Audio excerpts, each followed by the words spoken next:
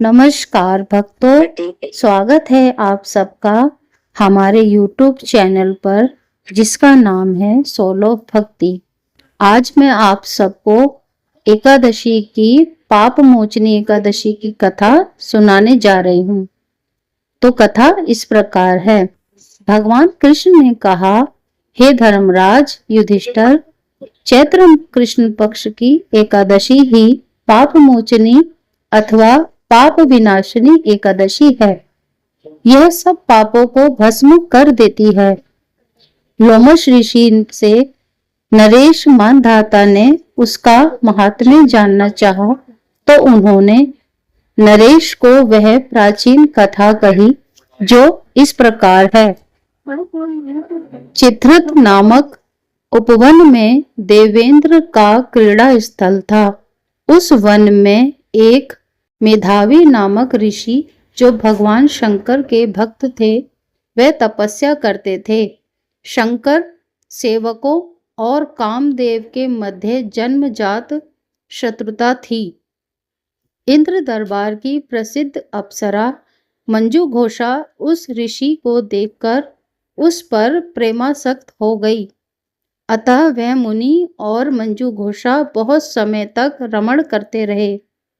समयावधि पूरी होने पर मंजू घोषा ने ऋषि से देवलोक वापस जाने की अनुमति मांगी, परंतु ऋषि ने उसे कहा कि अभी तो पहला ही दिन गुजरा है, अतः कल तुम जा सकती हो।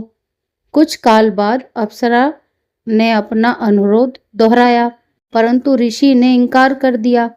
इस पर अप्सरा बोली, हे ऋषि, अब तो मुझे जाना ही होगा।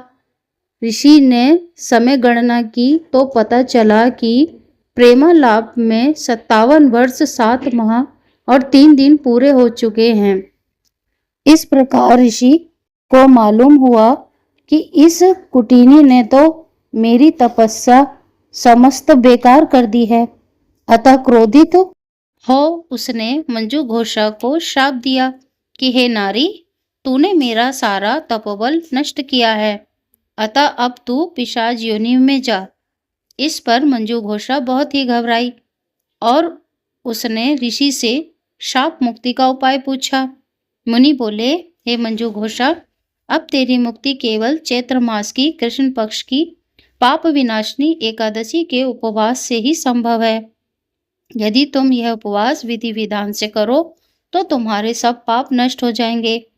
इस प्रकार मेधावी मुनि ने अपने पिता की आज्ञा से और मंजू घोषा ने मेधावी ऋषि के आदेश से पाप विनाशिनी एकादशी का उपवास नियम अनुसार किया और अंत में वे दोनों ही अपने सभी पापों से मुक्त हो स्वर्गलोक चले गए और अनंत काल तक वहां सुखोपभोग करते हुए जीवन व्यतीत करते रहे। इस एकादशी उपवास के पुण्य से पापों का विनाश होता है तथा इसका पुण्य 1000 गोदान के बराबर होता है।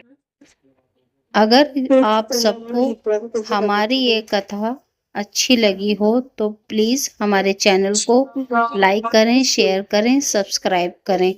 धन्यवाद।